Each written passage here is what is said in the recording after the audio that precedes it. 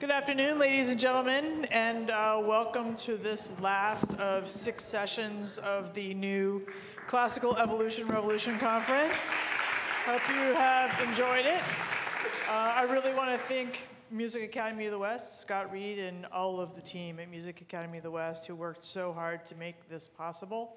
I also want to publicly thank Eleanor Park, who helped a lot with putting this together with panelists, and also Luke Ritchie from the Philharmonia, who was integral. So everybody, the moderators and the panelists, you've all been great. It's been really exciting. And welcome to our Facebook Live viewers. I've gotten a lot of messages, so I know a lot of people are watching. And I wanted to introduce this last very esteemed group. Christopher Koelsch, President and CEO of the Los Angeles Opera. Graham Parker, President of Universal USA, Universal Classics. And Yael Greenberg from Kickstarter. Oh, you have? Okay. Hello, everyone. So we made it. 2 days, we're here at the end. The sun, we're standing between you and sunshine, so we will make this an invigorating hour and 15 minutes.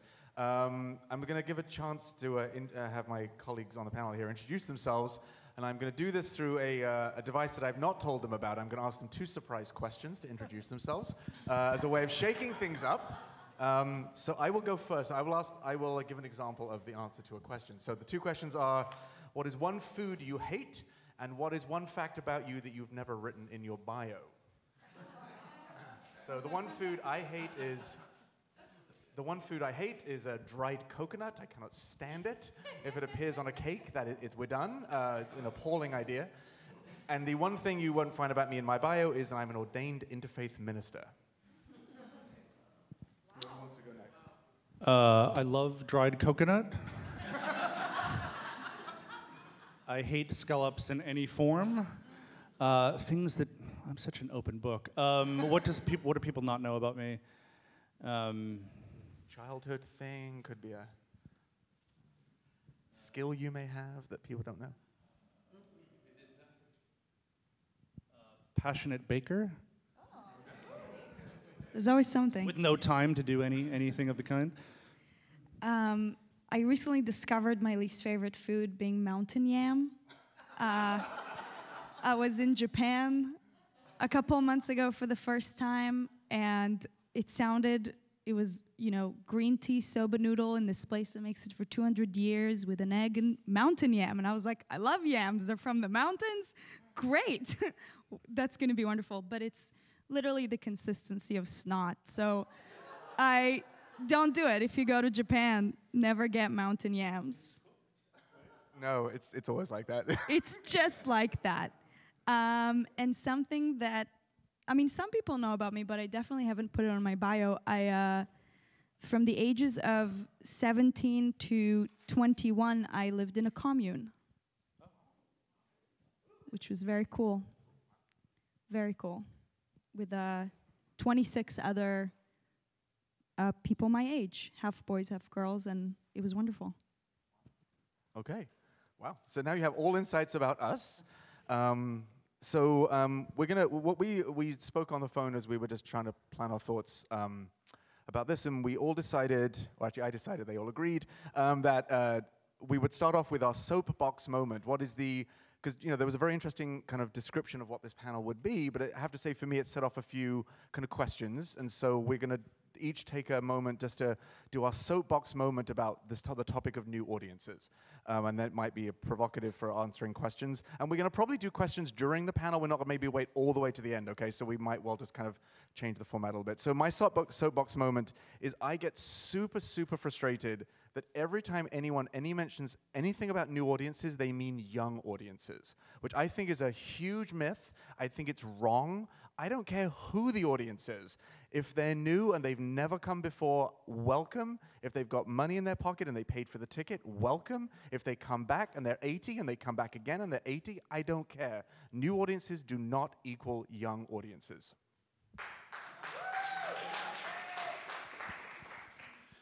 So my provocative statement is that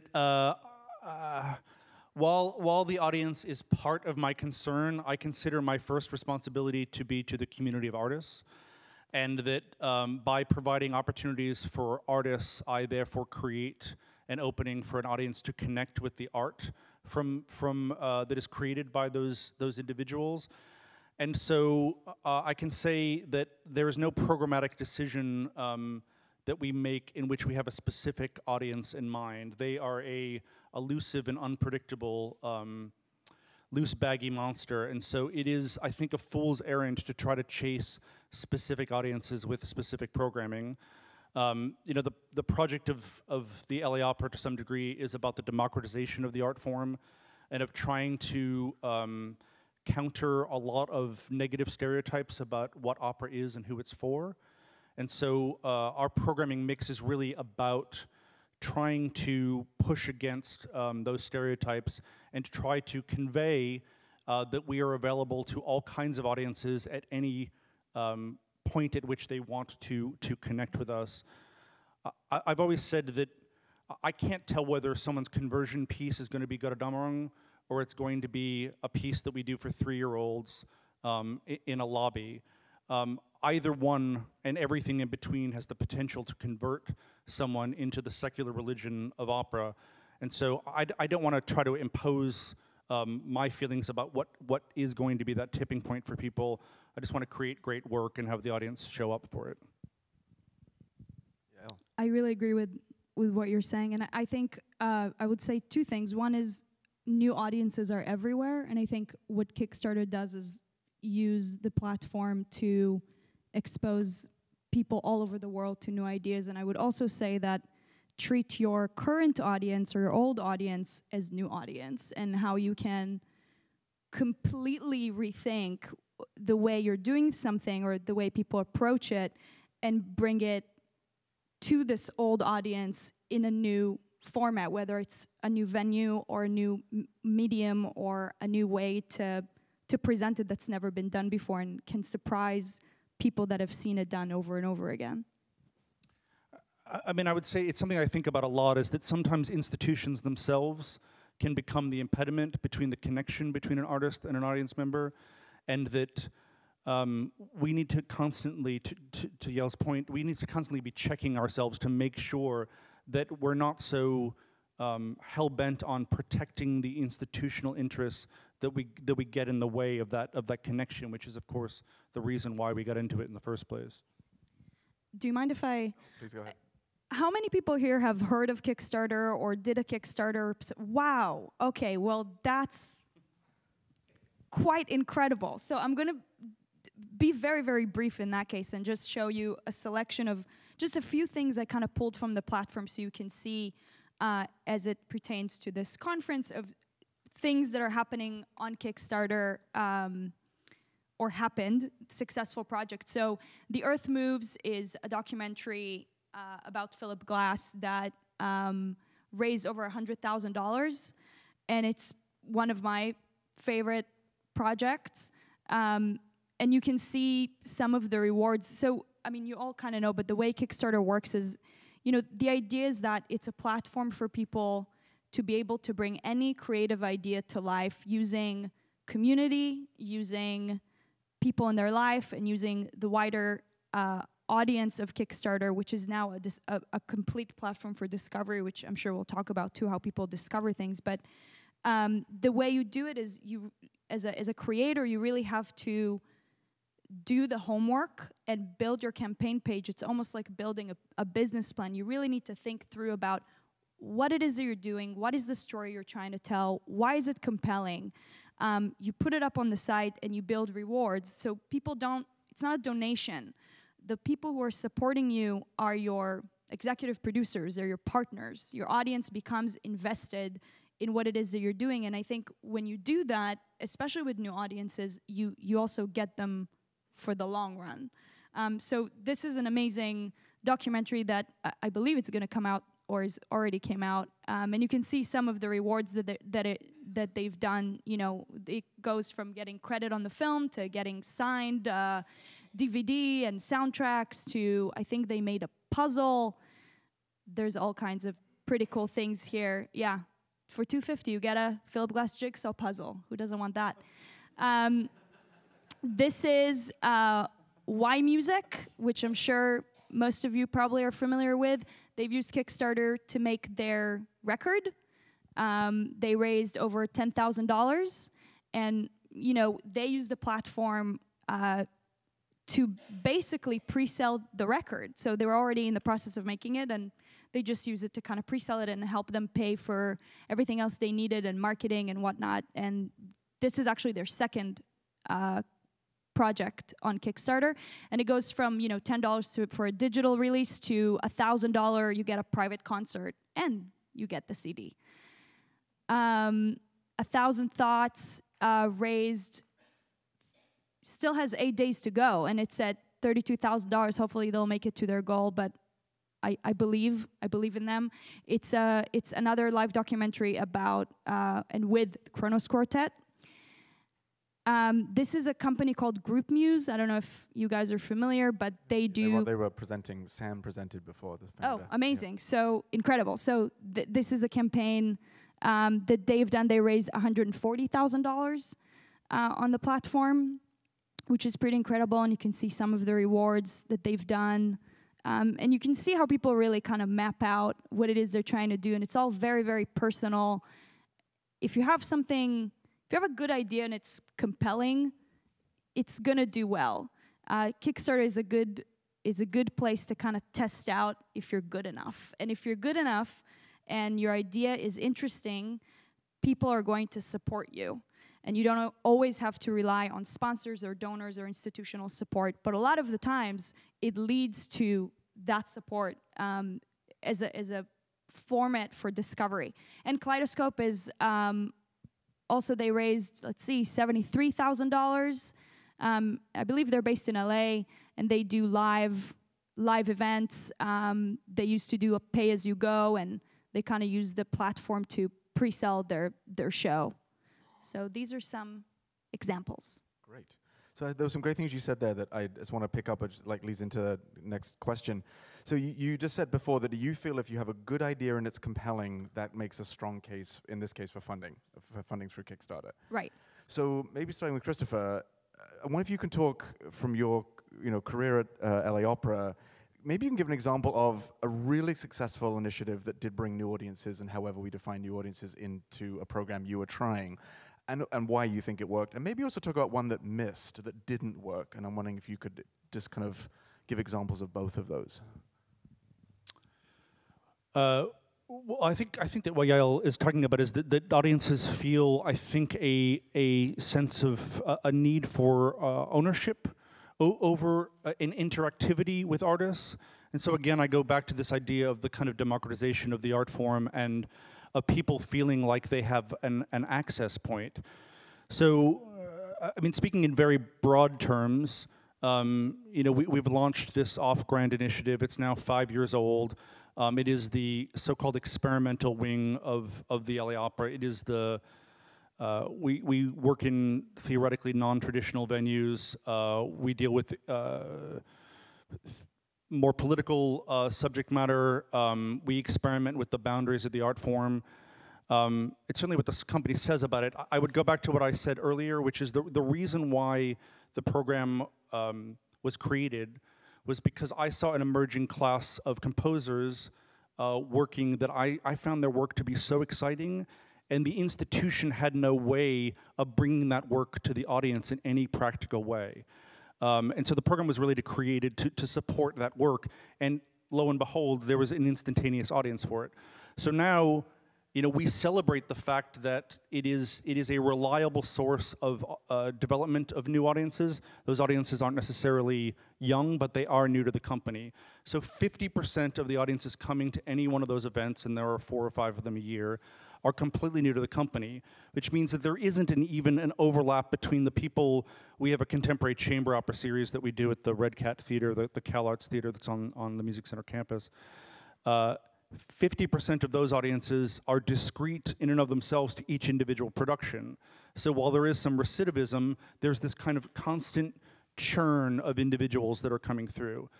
Now, I think that this conversation gets super reductive because I think there's a desire to convert those individuals into main stage opera subscribers. Now, I think that's a kind of a noble effort, but I don't spend a lot of time worrying about it because, again, I think it's a little bit of a dead end and a fool's errand. The project is really about expanding the foundation of audiences that we attract, not about trying to create a transactional connection between someone who is going to see a Philip Glass Dracula at the theater at the Ace Hotel and a Norma ticket buyer, because I actually don't think that there's an enormous, instinctually I think that there's not an enormous overlap, but what I do think is that that person potentially takes the institution, looks at the institution through a different set of criteria, and more importantly to me, because I'm more interested in opera than I am in the LA Opera specifically, which sounds absurd because I run the company, but I think you know what I mean. I'm an evangelist for the art form, and it's important to me that the art form remains vital and vibrant and inventive, that people will start to think about opera slightly differently. It's music and storytelling, that's all it is. There are no barriers to entry. So that program on the whole has been really successful. This is important to me, of course. It's economically totally viable in that it is basically completely self-contained, and it is a reliable source for the development of broadening the base. I'm trying to think of things that haven't worked. And what do we consider failure? I mean, you know, the company from time to time has pieces of aesthetic failure, pieces that we endeavor that, for whatever reason, aren't necessarily a source of institutional pride. You know, one of the problems I think. No, I mean I say this. You know, one of the challenges I think in opera is there's so little room for failure. That you know the endeavor every time out of the gate in a main stage opera you're spending $3.5, $4 million, $5 million. You know the return on that investment is probably $1 million. So you're already losing money, and then you know if it doesn't work aesthetically or the audience rejects it for whatever reason, you know the endeavor starts to feel imperiled in some really fundamental way because the art didn't work and the commerce didn't work. But I wouldn't say that we were doing anything in specifically focused on audience development that didn't work. I do think that there are chances that we have taken with individual artists that haven't necessarily paid off. And yeah, I mean, obviously you talked about from Kickstarter some very successful examples. Obviously there are many campaigns that don't get funded, that are tremendously good ideas, that are very noble and warrant support. Maybe you could talk about that, but also what responsibility maybe Kickstarter takes for like things that, some things rise up, some things don't rise up. Well, Kickstarter really just sets up the platform. It's also an all or nothing platform. So if you don't raise all the money that you said you need to make your project come to life, the project is not happening. In which case, you know, no one's getting, no. Started, no. No. But interestingly enough, the vast majority of projects on Kickstarter are actually successful. And the ones that are not, I think it's a combination of the campaign itself not being thought out enough. And at Kickstarter, we try to give all the necessary tools to be able to do it properly. And, you know, sometimes it's timing. Sometimes, you know, a good idea could kind of come out not at the best time for people to really understand it. But for the most part, almost all the campaigns on the platform end up being successful. And from the ones that are, people return to do multiple campaigns and really use it as kind of how they bring their creative ideas to life. And a lot of the times, labels or presenters will use Kickstarter to find these new, exciting, different projects or feel more comfortable taking a risk with those artists or those projects or shows because they have been proven, they have an audience, the people working on them know how to do the hard work, the infrastructure is in place. And I think it helps that side to kind of say, okay, well, we can go on a limb and invest in something that's a little off what's, you know, popular. What about from the label's point of view? I mean, it is interesting. What triggered for me was actually that on the label side, if someone does walk in with philanthropy, if there is a philanthropic element to a commercial proposition, that's attractive. I'm not going to deny it. We're working with an artist right now where the orchestra is basically donating. They're not charging the label for their services because they wanted to make a record anyway during that period. We happened to walk in with the project. They loved it and said, "Don't worry, we'll take care of it." It was like, oh my goodness, we're paying for a lot of other things. But I recently approached by this young saxophone player who walked in with a large. We didn't take it, but like he walked in with a large check and said, like, "I've raised all this money. Do you want to make my record?" And that was a case of actually, no, I don't. Go make it and then bring it to me. I don't necessarily want to make it myself, but which is kind of interesting. But I actually wanted to mention, before I ran Universal, I ran WQXR, the classical radio station in New York, and I wanted to give an example of an idea that I felt was the kind of a good idea / compelling, that was kind of stepped a little outside of what a radio station is known for, which is generally playing great music or doing live broadcasts. We decided to answer a social need in the New York City area, which was a lack of instruments in public schools. And we thought that if we use the enormous power of the microphone, which is pretty large if you run a public radio station, and if you said to people, we have this good idea, and also we'd raised all the money, if you can find an instrument in your home that you're not using or is broken, give it to us, we'll repair it, and we'll put it in the hand of a New York City public school kid. That would seem to be many of my colleagues out at the station were like, that's not our job. That's not, why are you doing that? It's like, trust me. And, we ended up doing it, and it worked. It totally worked the first year. It worked the second year. 50,000 kids are now playing instruments in New York City because of these instruments that were donated, and we repaired them. And ultimately, some crazy things happened, but ultimately one of the donors, this amazing gentleman, I'm forgetting his last name, Joe, who was a Holocaust survivor, who his instrument he bought in a German displacement camp in 1946 for an American pack of cigarettes. He donated the instrument, and we've attached it to a young girl in the Bronx, and she started playing it, and ended up a documentary filmmaker discovered this story and made a documentary, and it was nominated for an Oscar. So this little instrument drive, this kind of, the people said, "Don't do it, Graham." I was like, yeah, we did it. So sometimes the idea, you're right, the good idea and compelling thing kind of can work. So we're very proud of that. But I'm also curious from the label side. Two questions. One, how do you find new audiences for things that you're releasing? As it pertains to your marketing campaigns, and if you're at all looking for new audiences as a part of that as well, or you're kind of just trying to tap into existing audiences? And then also, how do you find new talent? So I'm going to go in reverse order, because the first one needs a lot of, because Mark Swed's here and is taking notes, and I'm going to get quoted, so I'm going to think really carefully. I believe so. Anyway, on the last one, no, generally social media, I have to say, I've not used Kickstarter yet, I'll be honest, but social media, mainly YouTube, is an incredibly powerful sourcing tool for talent. And whilst the traditional fantastic opportunities in the classical music kind of industry of competitions and winning things and can raise your profile immediately. I mean, the Van Cliburn, we actually just released the winner of the Van Cliburn from last weekend. There are still some acts that come to our attention through the enormous numbers of people watching things on YouTube, and you're like, how do we not know about this? And it's like millions of people are watching it and actively watching it. It's like, let's pay attention here. And Universal actually has some software that we've developed that actually kind of scrapes social media kind of numbers and pulls them into algorithms to start looking and to see if we can make a connection between this unknown act and are they signed. We can also link things to Spotify listening.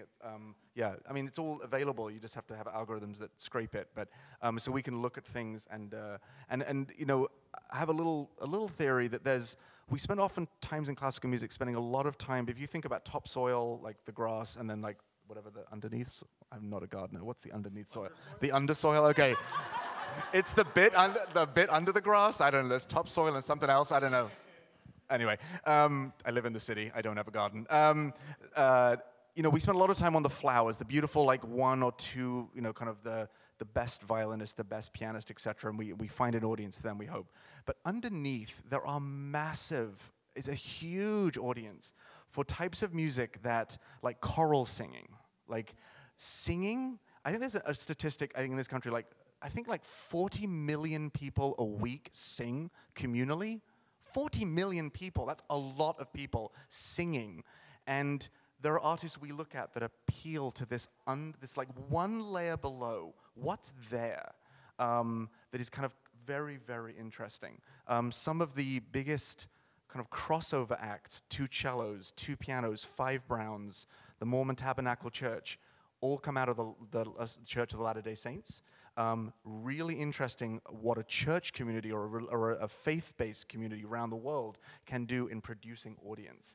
And spirituality, there's a lot to coincide with music right there. It's actually one of the biggest, on Kickstarter music specifically, on that vertical, one of the biggest trends is, Christian music is most of the campaigns and most of the successful ones are actually in that realm. And I think it's because it comes with like a built-in community. Like they already have it. So this is why it becomes successful. So in answering your first question, kind of how do we find audiences, I both running a radio station and now having the privilege of running this large numbers of labels I look after in the US, you really have to think about audience first. Really, who is the audience for this music that you are trying to record and put out there? And if you don't have a really clear sense of who the consumer is, and I'm using crass marketing terms, who's going to buy it or choose to listen to it, if you can't think of from music here to that person, then you probably don't have the product right. You don't have the music right. So that might sound overly marketing-y, but when you run a radio station, if your ratings aren't good, that's an indication you're doing something wrong. You want to try and get your ratings up. You want people to enjoy what you're doing. When you run labels, you ultimately want people to enjoy what you've made, and they hopefully will buy it and listen to it. So we do have different A&R strategies that are focused on different audiences. Some might be on the core classical side to find the next great violinist or the next great pianist, but also we do have real focus around crossover. The next Andrea Bocelli, the next Andre Rieu, which for many in this room, that might not be anything you would ever choose to listen to, and that's absolutely fine. But for millions and millions of people, that is classical music, and I'm okay with that. I mean, that's where they are, and I am totally fine with it. And maybe it's your kind of point of if some of your audience come to the Ace Hotel but never come to the Opera House, that's totally fine, because it wasn't. You didn't need them to go either direction. That was what you wanted. So if they buy Andrea Bocelli and never listen to Bach by the greatest pianist I've just signed, that's great. That's great. Hundreds of hearts drop across the room. I mean, you make it sound as if that process is instinctual, but in fact now it's completely data-driven, because the identification of those audiences is being harvested from your algorithms, right? And yes, but I think like all of us, we're all artists. Whether we practice our art on a stage or we do it in an office, I think we are still on an artistic instinct. So I hope that my artistic ideas will still connect with the audience. I've got both in mind. If I don't have a good artistic idea, the audience isn't going to get it either. And so how much are you putting the burden on the artist to be entrepreneurial about developing that audience for themselves? Because they used to rely on the label to do that, and now you want to put that back on them. It's a shared responsibility. It's not all their responsibility, but there is no doubt that it's a team effort, and we need them to certainly have a social media profile. That certainly helps in doing whatever they can to grow audiences. We also need them to tour. We need them to be playing in certain cities at certain times. We want the record to come out when they're touring the repertoire. Old-fashioned values, look at the rock world. Pearl Jam will tour when Pearl Jam has an album out. They don't do it out of sequence. Yet in the classical world, it's like, let's just make this really complicated, and I'll record this 2 years ago, and I won't touch it again, and I'll tour, and I'll record this. It's like, the audience is very confused by this. I think we could learn a lot more from the pop, urban, hip-hop, whatever. There's a lot more speed to market, but we do need them. We do need the artists to work with us quite dynamically, yes. We still have to market and analyze and know the audience and know the Spotifys and Amazons and Apples and iTunes really well to work the record once we've made it. That's our responsibility, but we do need the artists to play ball as well. So presumably the presence of so many digital platforms, you just named a couple of dozen, allows you to reach so many more people than you used to reach through more traditional means. So how do you battle that particular hydra? Why would it be a battle? Well, how do you build infrastructure to be able to take full advantage of all the additional platforms that are now made available to you? And we certainly prioritize the ones that have the largest audience. So Pandora, Spotify, Amazon, and Apple are the 4 largest that we focus on. Naxos actually a huge... And MySpace. It's a joke. That's cute. Who still has a MySpace account? Anyway, anyone know what my... Yeah, no. Okay, I thought you were... Okay. No, we focus on the 4 largest. Apple and Spotify are the 2 largest. We work with their programming folks. We work on the highest levels of strategy with them. We work on thinking of what repertoire might playlist well. We still put the album out complete, but also certain tracks might be playlisted. And certainly on Spotify, that's very, very powerful. If you make it into peaceful piano, for example, that is a win. I mean, seriously. I mean, there was an example that didn't get mentioned yesterday by Corey that we were going to mention was because there was a question of like Lindsey Sterling was used as an example of a really successful kind of crossover act, and I didn't have a chance to say it, but who's ever heard of Yerp Beving? Raise your hands. Someone has? No, okay. So he's a 6'8". Jessica has? Yeah, well, you don't count, Jessica. Your job is to know. But Yerp Beving is like a 6'9" Dutch pianist that had an out-of-tune piano, deliberately out-of-tune piano in his front room in Holland, and he made a record called Solipsism that he recorded and just did it on his own. It has streamed 89 million times on Spotify. 89. He didn't need a label for this. He did it on his own. It's not crossover, and because it made it into Peaceful Piano. Like 4 out of the top 10 tracks in Peaceful Piano were Yerp's. Well, he's now signed to Universal, but I didn't know. No, it's an amazing story of like, and that's a lot of streaming. 89 million tracks. But anyway, I'm going to try and moderate some more questions here, but go on, Yael. Oh. No, I wanted to talk a little about how, with the work that you've done, if the new audience doesn't come to you, we talked about it before, the 3 of us. How do you go to the audience, and what do you do to kind of connect with people who don't necessarily come to the things that you do or don't necessarily buy the records? How do you approach that? I'd love to hear a little about the things you've done in the past, but also I know we've talked about that idea of the cross-pollination with different mediums, not just classical music, but how do you kind of combine that with VR or visual art or theater or dance or what have you? Well, I came to you. True. I mean, so we tend to go to the venue where the work makes the most sense, where it will feel the most idiomatic. So, in general, I am tending to just do cold calls to spaces or theaters or people that I think are the best suited to the work that we want to produce. So, this project at the theater at the Ace Hotel was born of my desire to try to create programmatic connective tissue between Einstein on the Beach and a future but unannounced Akhenaten. And the distance between those two things in operatic terms was a blink of an eye, but in my mind was far too long. It was going to be about 2.5 years. And so I wanted the audience to remain connected to Philip's work, and I wanted people to be excited about what was coming. So we announced, I think, the intention to do 4 or 5 projects with Philip. And so this was a kind of an interstitial piece. I had seen the project when I was a student at the University of Michigan many, many years ago, and it made a big impression on me. It has nothing to do with opera. It has nothing to do with the LA Opera. It has to do with an artist that we were working with.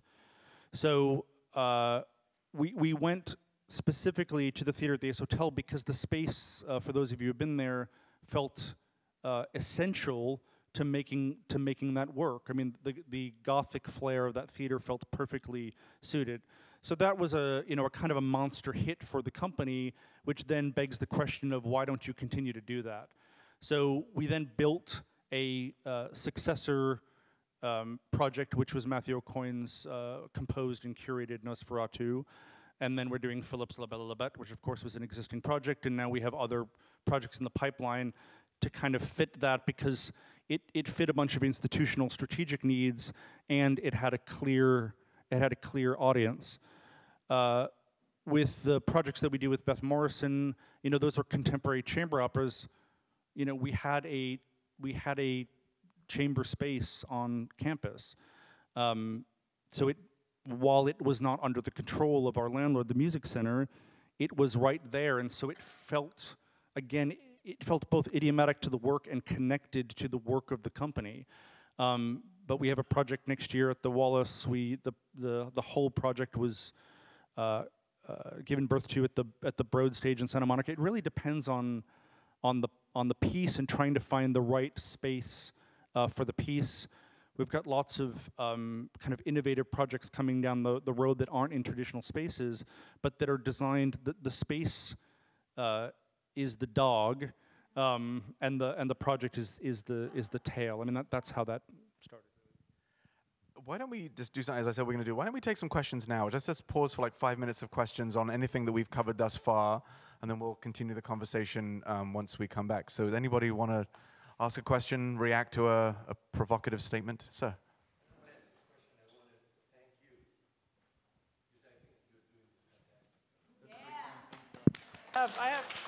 It is very much a group effort, but thank you very much. Thanks. It's not me. There's a... Yes, thank you very much. Mark. Yes. Two productions that you had, Christopher, that became successes and you had been worried about probably, were the Einstein on the Beach, which for 30 years the company had talked about bringing and rejected and couldn't find the money, and at the last minute you took the chance and it became a huge hit. And you know, by the end, nobody could get a ticket.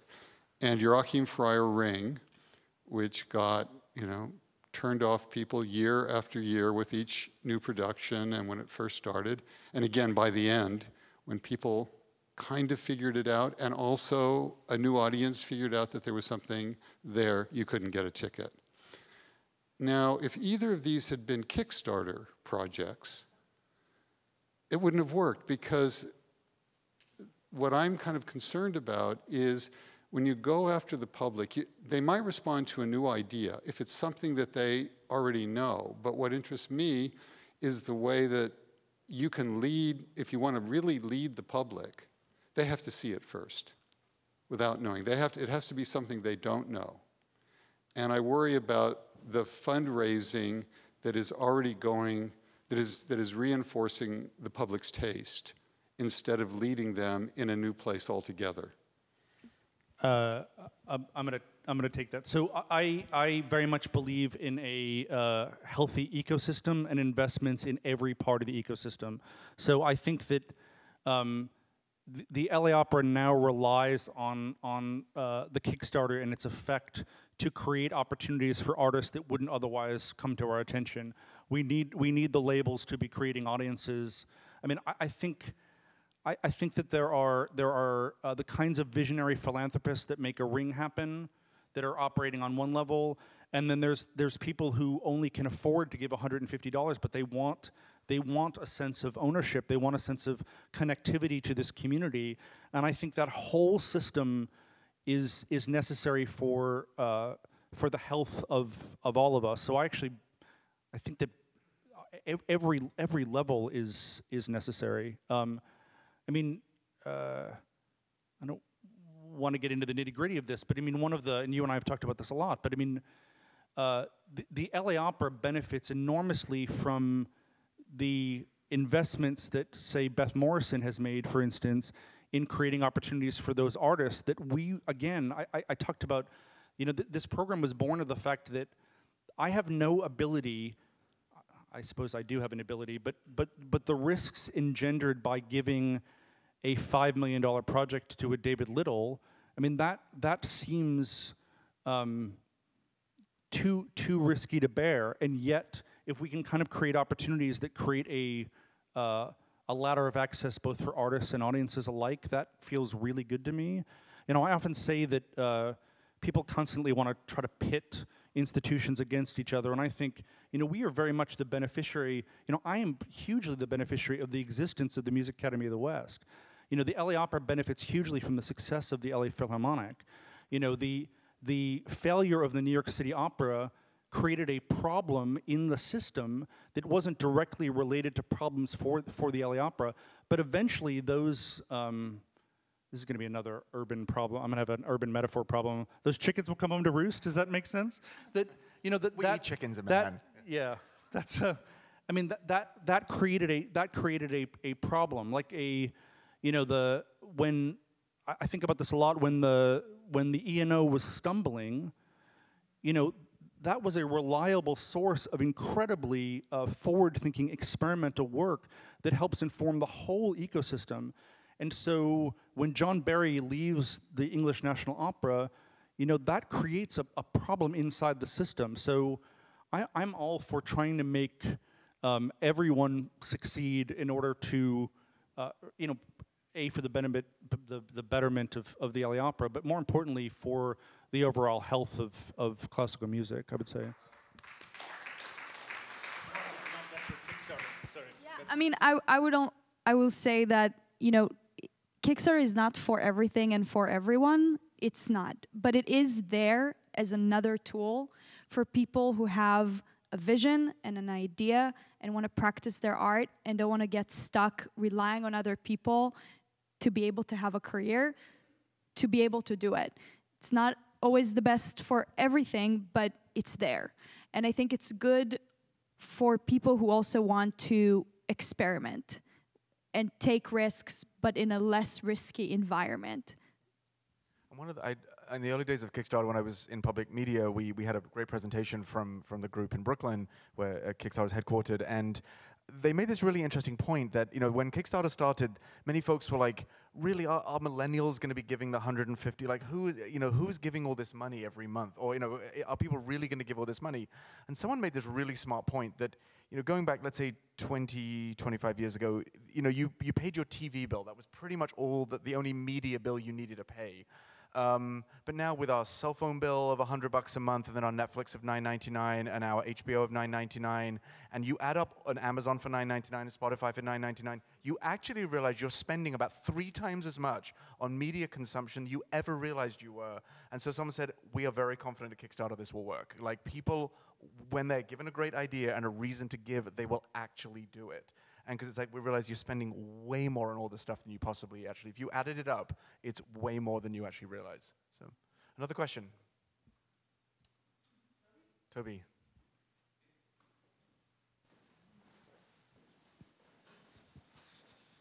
It's actually just more of an observation, but to feed into that point that you're making, one of the things that I've noticed is actually people paying for curation. So there's apps like Shudder, which, so Shudder, basically, you subscribe to it, and that gives you, like, the horror genre in film, if you know what I mean. There's different documentary kind of, like Sundance have a service that you can pay for. And for me, like, I do also pay for Netflix and Amazon and every single other thing, but actually, there's sometimes I go to a destination like the BFI player, for example, and I actually pay more money just to have something curated for me, rather than for me to actually wade through and decide what it is that my undeciding mind wants to watch today or listen to today, kind of thing. And don't quote me on this, but I think I read somewhere that there's 7, well, or, quote, but it's anonymous sources.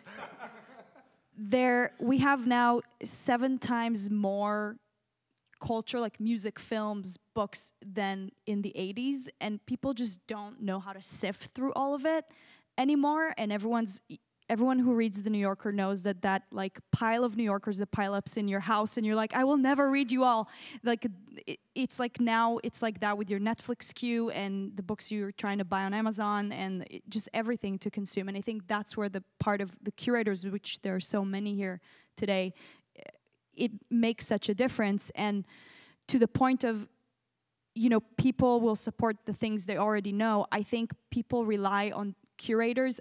I'm that audience. I'm that new audience. I don't come from classical music, but things like what you did in the theater at ACE, made me open up to it in a way that now I trust you as a presenter, that even if I see something on the program, and the same with Cap UCLA and the same with the work that the industry does and so many people that do amazing things in LA, even if I don't know what it is, I feel confident in the curator to kind of help usher me into it. And I think with classical music, it can be such an intimidating place to enter as a new audience, because it's so intellectual and because it comes with so much history and because it's kind of like this community. And when you start by making things more approachable, whether doing it in a space that people feel more comfortable in or creating collaborations with other artists from different mediums that people feel more comfortable with or recognize, once you have that entry point, after that, you gain the trust to be able to explore further confidently.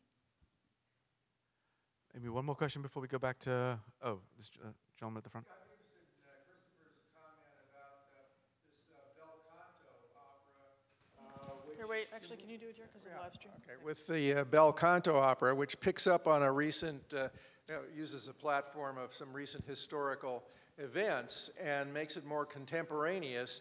But now it looks like they're coming out with a concert version of this that wouldn't maybe be so expensive to produce. And when you're talking about an ecosystem, is there a place for the smaller cities in this country to have kind of a combination of concert version of opera? And I don't know who would take the lead and whether it's the symphony side or the opera side, but is there space for something like that?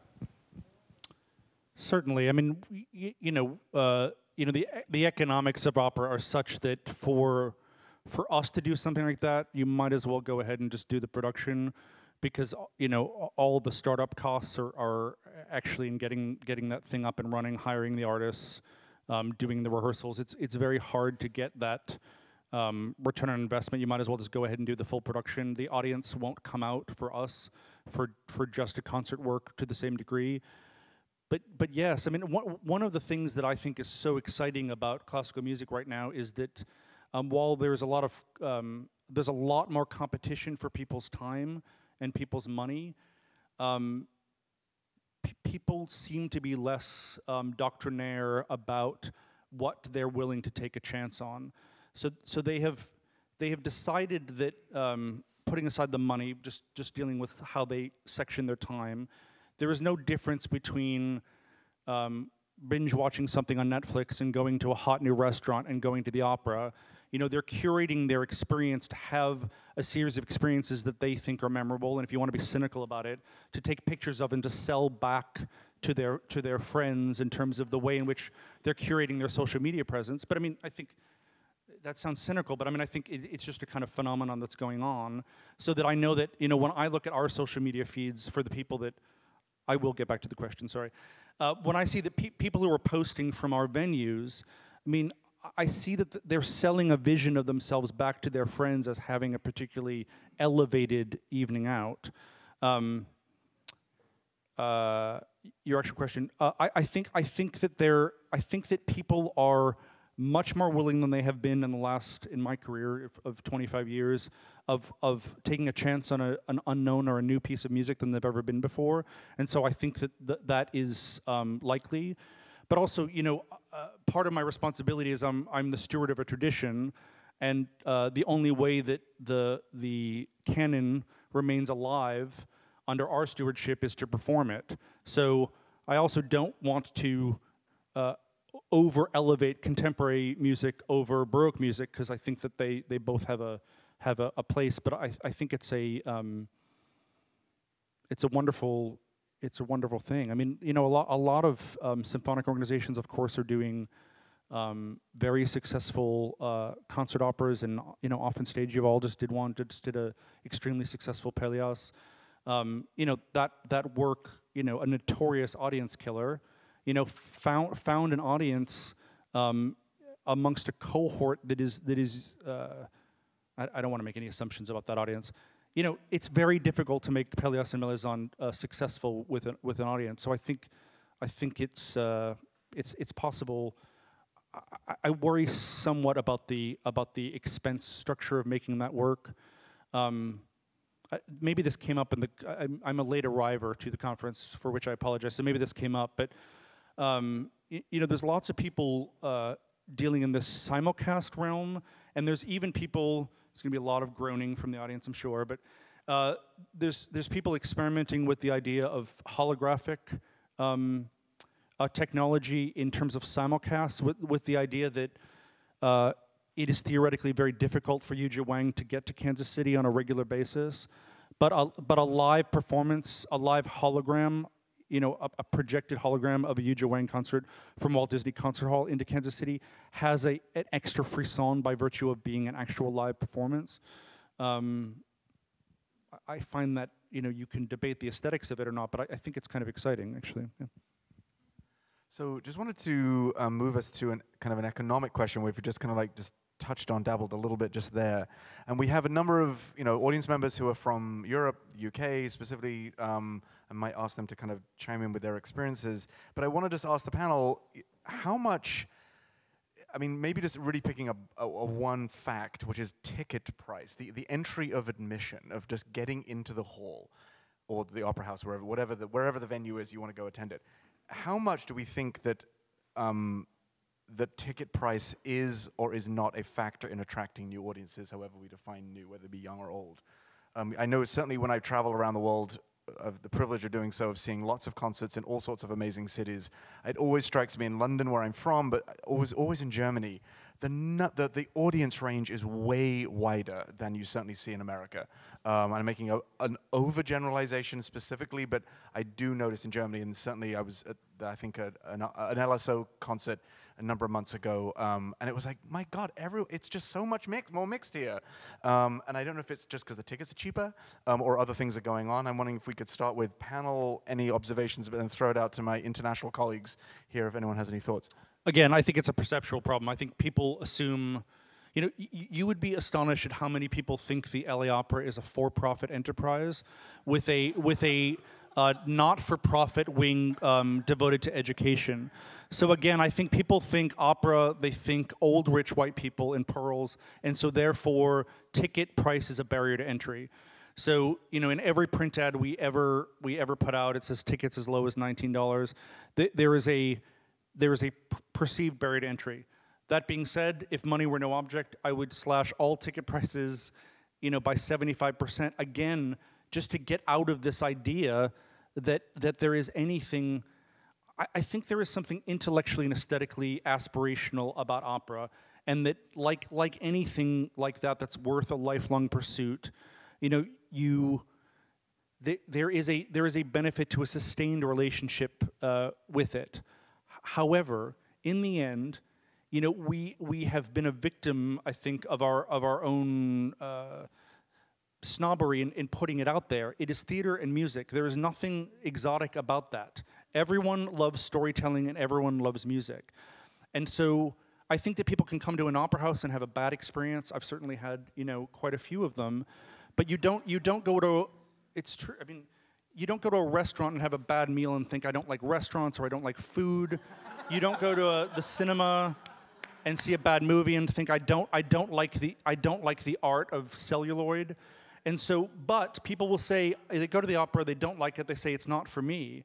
And so, the most radical thing I could think of is just every ticket, every performance, without devaluing the work of the artist on stage, $20 just to get people, more used to coming to that. All that said, sorry, there's some hand wringing amongst a certain demographic that attends the opera. I don't see young people, I don't see ethnically diverse people, and we always say just stand in the lobby and wait. Wait until the upper reaches of the theater start to open up. No, I'm serious. That when the $20 ticket people start coming down the stairs, you're going to see a level of diversity that you don't see when you're in the very expensive seats in the mid orchestra.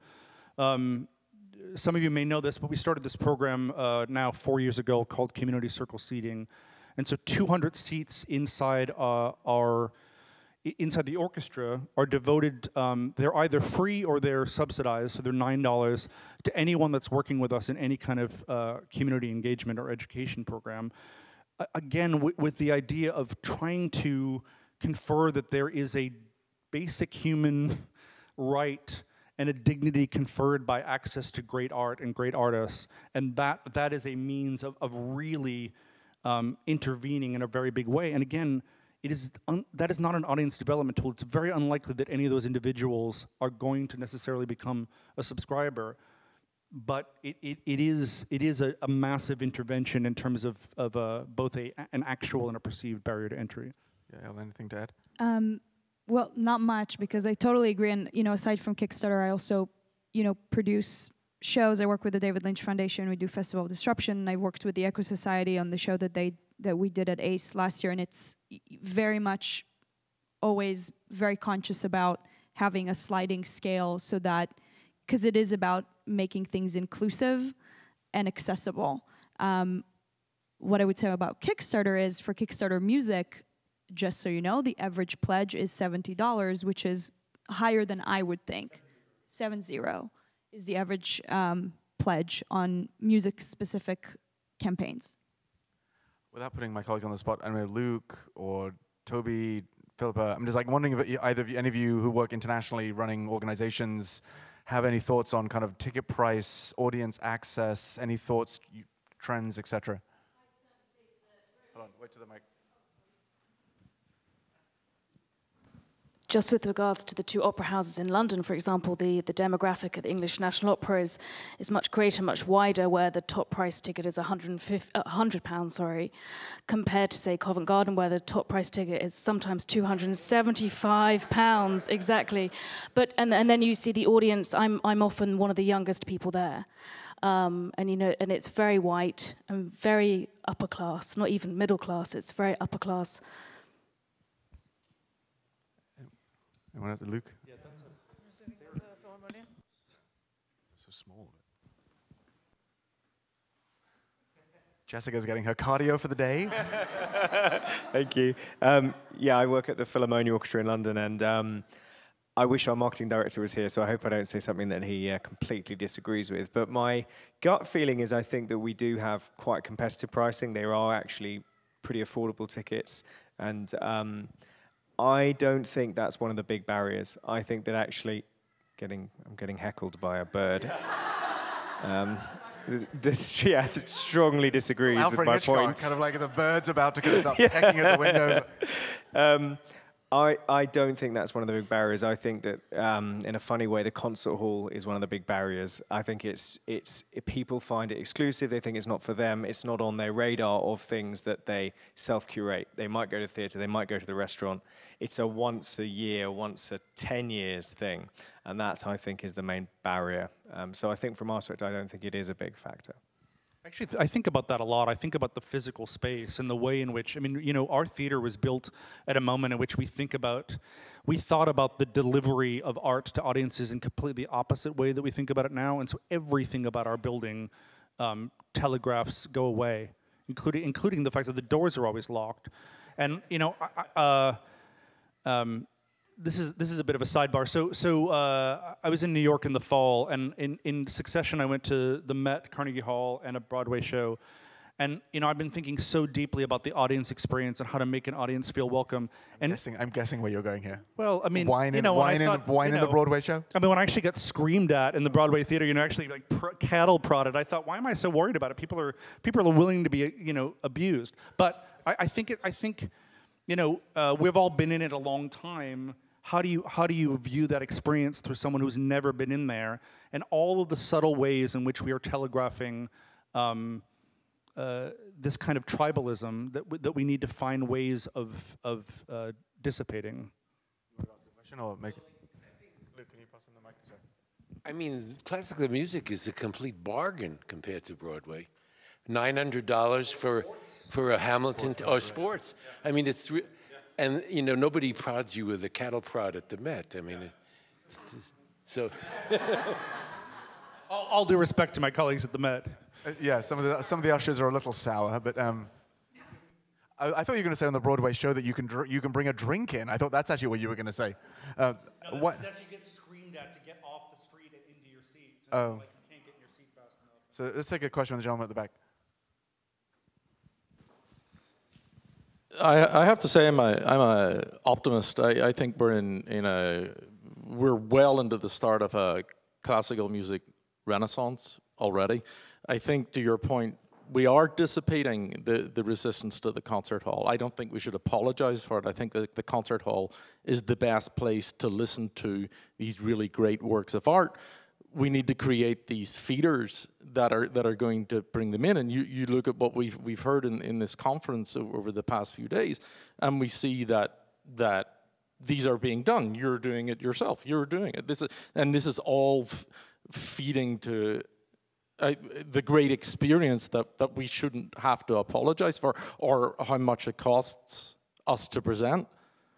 I think also what we've heard consistently over the past few days is that we're not talking about the population as a whole.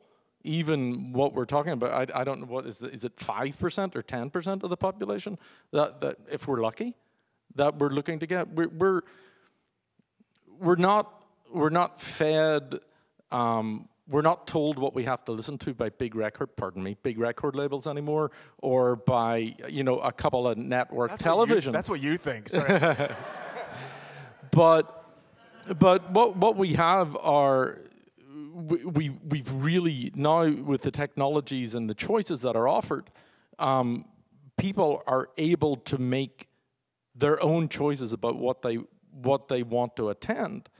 But this is comparatively new, especially for our art form. So, and we're right at the beginning of how do we reach this?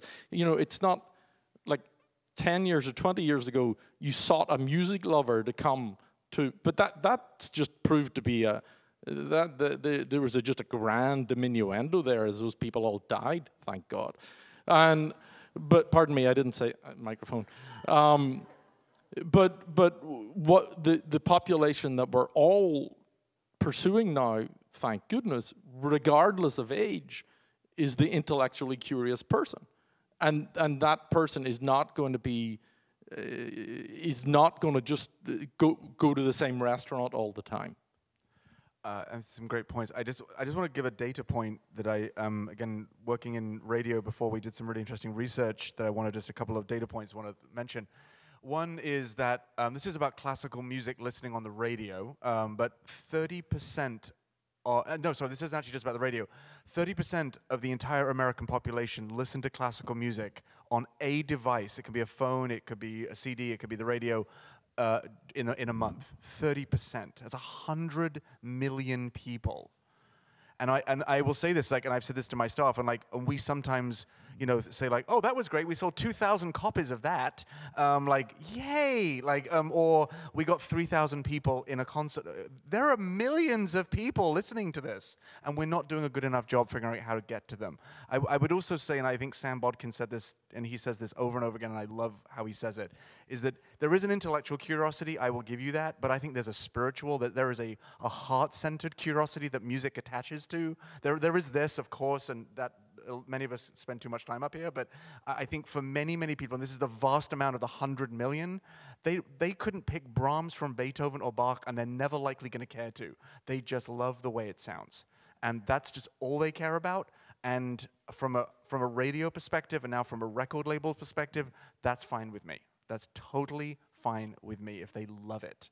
It's, do you care when you go to a restaurant how the chef made it? No, I just love the way it tastes. As long as it's not scallops. Covered in dried coconut. Yeah.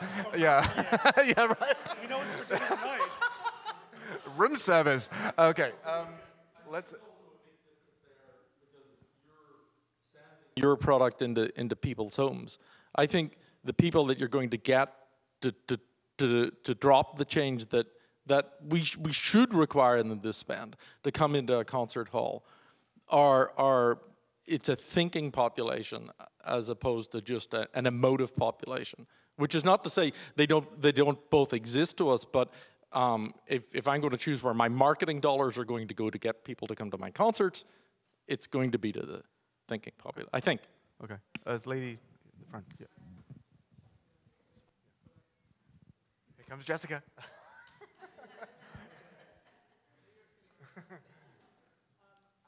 When I was in high school decades ago in LA, I was in the Opera Club. And so we were able to go and ditch school, basically, and go to the opera. For me, the biggest disconnect right now is arts education and being able to tap into the intellectual, the spiritual, all of that. And so I'm wondering, if you have a crystal ball and all the power and a wand, how do you address it? Can I want to just, I have a crystal ball, yeah, it's right with my dried coconut. I'm going to answer it on a data perspective. Again, this is from the same batch of research we did at the old station. There was, we surveyed about 3,000 people about where in their life classical music showed up. And it was very, very, very interesting. And it actually breaks into the 3 audience segments of kind of the 3 types of classical music consumer, okay? So imagine a pyramid. At the very, very top, you've got the people who will, and I'll use my radio days, of like, call the radio station when you got the opus number wrong. Like, they are like just, oh my God, like, you know, why do you not play Mitsuko's live recording from Berlin? Why do you continue to play the one from, it's like, oh my God, okay. So they're like 2% at the top of I'm talking 2% at the top of the pyramid. And often, a lot of the times in classical music, that's who we're mostly talking about, which is a problem. Come down a level, nearly 50% of people are what we call lean forward listeners, and they are curious. They're often heart-centered. They're not as brain-centered, but they're a kind of a combination of both. They're curious. They don't know much, but they're curious to learn more. And what we found out, where did those people first discover music? Normally parents, grandparents bringing them to concerts, okay? Or a musical instrument training at an early age. So there was, in this research, I'm not calling it a federal study that we can now hang our hat on, but this was a large qual and quant study that it linked early exposure. It doesn't have to be in the classroom. It can be a parent, grandparent. This came up, grandparent, parent, taking them to a concert in a concert hall or a musical instrument lesson, and they kind of fall into this lean forward category, okay? The next segment, which is very large, just shy of 50%, was the lean back segment, which is the kind of, I love the way it sounds, I don't know what it is, but I love that music, and it turns out it's Bach or whatever. They have no interest in ever discovering more, but they listen to it for hours a day, like 9, 10 hours a day, have no clue what it is, but they like the way it makes them feel, it helps them concentrate in the office, stops road rage, seriously, like, road rage in classical music. Why is classical music listening so big in the car? It deals with stress in commuting. That's a fact, absolute fact. You try it when you're dealing with LA traffic. Anyway, but and where those people discovered music generally was later in life, often college. College age was a big trigger in discovering classical music, or in their 35 to 40-year-old age group. There is a huge demographic in this 35, 40, where you age out of your kind of adolescent musical interests, like your college, and like you suddenly are, maybe discover you're a parent or married with kids, you got a job or a career, and suddenly serious music becomes more interesting to you. And so there is a trigger point. So I'm not answering the question about education, but the research pointed to a more interested lean forward if you were exposed earlier. So, I mean, it's a problem. And the biggest the moral hazard for me comes in that LAUSD with its $1 billion budget has abdicated their responsibility to this and has ceded it to the LA Phil, a $130 million organization, or the LA Opera, a $40 million organization. I mean, there's no way. And we spend a lot of time wringing our hands. I mean, specifically on the education piece, about whether we want to reach a lot of kids in a really shallow way to give them a little exposure, or whether we want to go really deep with a kind of self-selected group of individuals. And this is a constant debate for us, but it is this is a little bit of a dead end until we have a major public policy shift, which actually, this is something I just worry about as a human being, is that, as we move as a society towards the elevation of the vocational above all else, I don't know what the project of being a human being is without the idea of some kind of cultural, spiritual pursuit. It doesn't quite seem worth it to me if all you're trying to do is be productive and create. You are more than an economic engine. And so it seems strange to say this in this moment, in this political moment, but I guess I'm hopeful that we'll come to our senses. I tend to be a little bit of an optimist, that we will realize that this is a dead end for the human race, and that we need to restore these things. I mean, one of the reasons I'm so optimistic actually is I think that, you know, I'm certainly a creature of the digital age, and yet I know that as a human being, I mean, you're all here on a beautiful day. I mean, the human creature craves the communal. And so I will always believe in the power of human interaction in a live event over any other mitigated means. And as we continue to retreat into digitally mitigated communication with each other, which is very powerful, and you know, I participate in it fully, I think that need for the communal experience will continue to increase, and so we need to be able to catch people there when there's a blowback. So we have just a couple of minutes left of our session, and there is glorious sunshine outside. Let's, yeah, the lady there. I just can't tell you. You're speaking to me. I grew up, I'm 69 years old, grew up with a father who played classical music records all the time. I wanted to learn the violin, and he used to say, "It's too hard, honey. It's a difficult instrument." And yes, I turned 16 years old, and the big deal was that, it's giving me chills, he bought a ticket for him and me to go to the opera. Then I proceeded to go on with my life and go to Woodstock, be, you know, a protester, be at rock and roll concerts on the East and West Coasts. I have now returned to classical music, and in particular to opera. And thank you. And a new audience member, ladies and gentlemen. And this is something for you, the both of you, it's just so key. I was part of a Kickstarter campaign to raise money to do an opera film about Beethoven's only opera, Fidelio. We raised the money on Kickstarter. We have all the footage, and we're in post-production, and it's beautiful. Thank you, thank you. One final thought or one final question? Any reflection or? Lady right behind you, Jessica. Yes, you referred to the 40 million people a week who sing, and I'm one of those people. I'm part of the Santa Barbara Master Chorale, and we're struggling with all the things that you've been talking about, connecting with audiences. We have, you know, kind of an elderly, dying out audience, and you know, we're committed to keeping the canon alive, but the appetite for lugubrious oratorio seems to be on the wane. So, you know, how do you stay true to that original mission, which I think is important, but bring in new work, bring in new people? Is it changing venue? Is it social media? Is it different thinking, different kinds of programming? I mean, what are the sort of Probably best answer this later, so we can. I mean, I'll just. I think because I want to make sure we end on time. But I think you're asking all the right questions. I think, you know, there'll be a combination of answers that will be right for the Santa Barbara Chorale that won't be right for the LA Masterworks. You know, I mean, I think it'll be individual, but you're asking all the right questions. I would say that I wouldn't reject masterpieces so quick. I think oratorios are wonderful for a very particular reason. So it might be that your music director needs to think of a different way to approach the piece. But that's my own personal, as a choral conducter myself. I'll let him know that. Oh, yeah, I'm sure you can tell Graham said so. Yeah. On that note, before I'm run out of town, I want to thank Yael and Christopher. Thank you all very much.